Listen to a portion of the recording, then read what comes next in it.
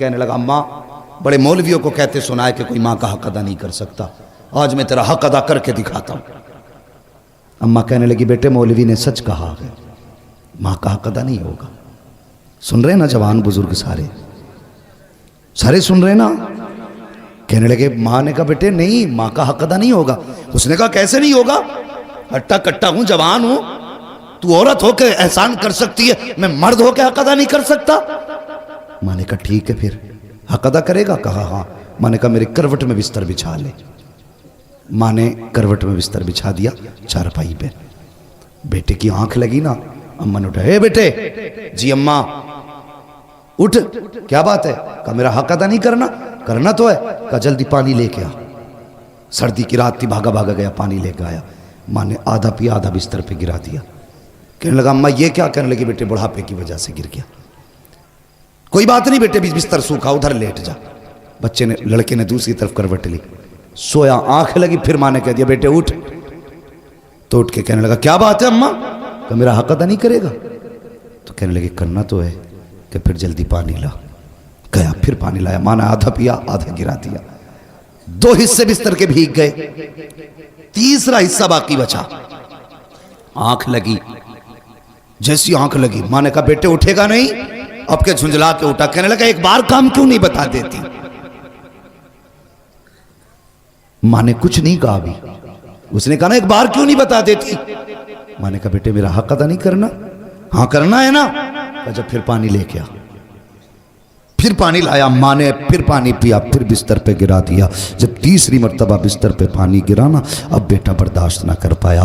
कहने लगा माँ ये तेरे बुढ़ापे की वजह से तेरी अकल बीमारी गई है। बता तो सही तू कितनी बेवकूफ़ है। तूने 3 जगह मेरे बिस्तर पे पानी गिराया। अब बता मैं सोऊं तो कहाँ सोऊं, मैं लेटूं तो कहाँ लेटूं? तूने मेरा पूरा बिस्तर गीला कर दिया। माँ की आंख में आंसू आ गए। कहने लगी लखते जिगर नूरे नजर, मैंने तुझसे पहले कहा था तू माँ का कैसे बदला दे सकता है। कहा माँ मैं समझा नहीं। कहा बेटे मैंने 3 जगह पानी गिराया तो तुझे गुस्सा आ गया, तेरे लहजे बदल गए, तेरा अंदाज सख्त हो गया, तू माँ पे अकड़ के खड़ा हो गया। मगर बेटे याद कर जब तू छोटा सा था यही सर्दी की रातें थी, 3 जगह नहीं 4 जगह नहीं, तूने 7 जगह बिस्तर पे पेशाब किया, लेकिन मैं हर जगह करवट बदल के तुझे सूखे बिस्तर पे सुलाती रखी, खुद गीले पे लेटती रखी, सूखे आंचल पे लेटाती रखी। बेटे जब आंचल भी सूखा ना रखा तेरे पेशाब की जगह पे बेटे मैं लेटी थी और अपने सीने पे तुझे लेटाती रखी थी। तूने कहा था मैं हक अदा करूंगा, उसने कदम पकड़े। कहने लगा माँ मेरी औकात क्या है, दुनिया में कोई भी बेटा माँ की खिदमत का हक अदा कर ही नहीं सकता। बेशक सुभान अल्लाह। कौन हक अदा कर सकता है माँ बाप का? खुदारा माँ बाप की इज्जत करना, इनकी कदर करना। और जवानों स्कूल पढ़ने वालों तुमसे भी एक बात कह दूं, तुम्हारे हाथ में कलम आ गया ना तो तुम्हें भी फिर अब्बा की औकात दिखाई नहीं देती। हाँ एक डॉक्टर साहब है, डॉक्टर रूहुल अमीन, वो बड़ी मोहब्बत मुझसे करते, झारखंड के रहने वाले। उन्होंने अपने बाप के बरसी के प्रोग्राम में इस मतलब ये कि अकेले ने प्रोग्राम करके मुझे बुलाया। और बाहर मुझे बुलाने का मतलब होता आदमी का कम से कम 40-50 हज़ार का खर्चा एक आदमी, और मेरे जैसे 3 और बुलाए थे। मैंने कहा डॉक्टर साहब इतना लंबा खर्च, लग रहा है कि अच्छी इनकम है। मैंने हंस के बात कही।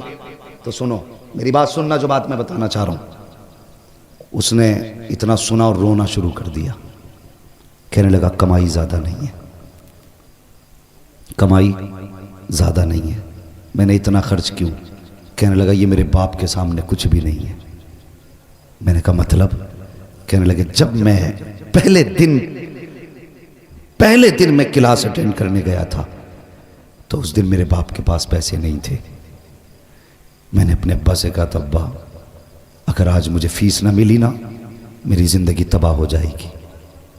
तो वो कहते मुझे याद नहीं मेरे बाप कहाँ से पैसे लाए थे, और मुझे ला के 115 रुपये दिए थे। कहते कि उस 115 रुपये को दे के कहा था बेटे बड़ी मेहनत से इकट्ठे किए हैं, मेहनत से पढ़ के भी आना है। कहता बाप ने 115 रुपये दिए, मैंने उससे फीस भरी, मैंने पढ़ाई की। कहता बात ये नहीं मेरे पास पैसा कितना, बात यह कि जब मेरे बाप के पास कुछ ना था और मैंने मांगा था, तो मैं नहीं जानता मेरे बाप ने कहाँ से लाके दिया था। आज मेरे बाप की बरसी है, मैं चाहता हूँ अगर जान भी उसके नाम पर लुटा दूँ ना, तो बाप के उस एहसान का हक अदा नहीं कर सकता। ये बाप होता है। अगर तुमने कहा था अब्बा फीस भरनी है, अब्बा ने ज़मीन बेची, तुम्हारी फीस भरी है। अगर बाप नहीं, माँ बेवा है और तुम्हारे स्कूल की फीस और किताबों का दिन आया है, तो खुदा की कसम माँ ने कंगन और अपने नाक कान के जेवर बेच दिए, लेकिन तुम्हें कामयाब बनाया है। आज तुम्हारे हाथ में कलम है ना, तो इसका जोर अपने बाप को मत दिखाना, इसका जोर अपनी माँ को मत दिखाना। तुम मास्टर बन जा, डिप्टी बन जा, कलेक्टर बन जा, कुछ भी बन जा, लेकिन जब माँ सामने आया करे तो बचपन का वही गुड्डू बन के आया कर, बचपन का पप्पू बन के आया कर, बचपन का छोटू बन के आया कर। तेरी शान कितनी भी बड़ी क्यों ना हो, जब माँ बाप के सामने आया करे तो छोटा हो के आया कर। अगर थक के आया करे, इनके कदमों में बैठ जाया कर। खुदा की कसम 5 स्टार होटलों में भी वो सुकून नहीं मिलता है जो माँ बाप के कदमों में सर रख के बैठने के बाद मिला करता है। अल्लाह तौफीक दे तो अपना वक्त माँ बाप के साथ गुजारना, माँ बाप के साथ गुजारना। तुम पढ़े हो, कुछ बने हो, तो माँ बाप की मेहनत का नतीजा, माँ बाप की मेहनत का नतीजा। कितने बाप बेटों की फीसें भरते भरते मर गए। हाँ, कितने बापों ने मजदूरियों में अपनी जानें गवा दी ताकि बेटा धूप न बर्दाश्त करे। कभी भट्टों पे जाके देखो, मजदूर लोग 60 ईंटें कमर पे लेके कैसे चलते हैं। क्यों? उनके पेट नहीं भर पाएंगे जब तक 60 ईंट नहीं उठाएंगे। एक आदमी तो कहीं भी पेट भर लेता है, लेकिन जब किसी भी मजबूर मजदूर को देखो ना, समझ लेना इसके पीछे कोई ना कोई मजबूरी है। या तो बेटे के शौक मजदूरी करा रहे हैं, या फिर बेटी की जवानी मजदूरी करा रही है। हाँ, हमेशा अपना सुख न देखना, कभी दूसरों का दुख भी देख लेना। हम खेत कटवाते हैं ना, खेत, तो कहते हैं हाथ किसका तेज चलता, ताकि 300 देकर 500 रुपए के धान कटवा ले। अगर कोई कमजोर आ जाए, अल्लाह माफ करे, लॉकडाउन गुजरा, यूं तो सैयद भी हो, मिर्जा भी हो, अफगान भी हो, तुम सभी कुछ हो, बताओ कि मुसलमान भी हो। लॉकडाउन गुजरा तो कितनी तंगदस्ती लोगों पे आई थी। अल्लाह अकबर। ऐसा 2 लोगों पे कि 50-50 रुपए पे लोगों ने मजदूरियां की। और इन जमींदारों से अल्लाह हिसाब लेगा जिन्होंने 100-100 रुपए में खेतों की नलाइयां कराई उन गरीबों से। अल्लाह पूछेगा कि जब मजदूरी 300-500 थी तो तूने 100 रुपए देके इसकी मजदूरी का फायदा उठाया, इसकी मजबूरी का फायदा उठाया। आज ला नेकियां कितनी लेके आया है, रख पल्ले में। अगर वो आ गया ना गजब पे, तो 7 पुश्तों की नेकियां नहीं बचा पाएंगी। इसलिए किसी की मजबूरी का फायदा ना उठाना, किसी की मजबूरी का फायदा ना उठाना।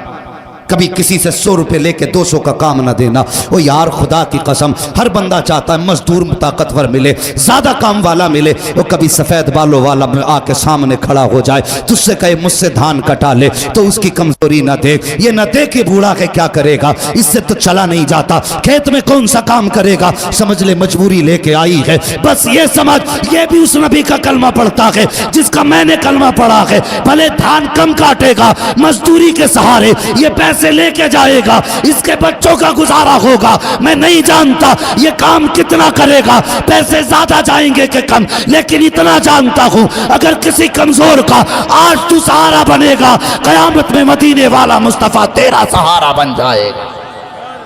अल्लाह सुभान अल्लाह, जिंदाबाद जिंदाबाद या रसूल अल्लाह, जिंदाबाद जिंदाबाद जिंदाबाद जिंदाबाद, सुभान अल्लाह सुभान अल्लाह। किसी की मजबूरी का फायदा नहीं उठाना, और बाप को कभी बांट के मत पालना, कभी बांट के मत पालना बाप को। नसीब वाला के जिसके हिस्से में माँ बाप आते हैं। हाँ,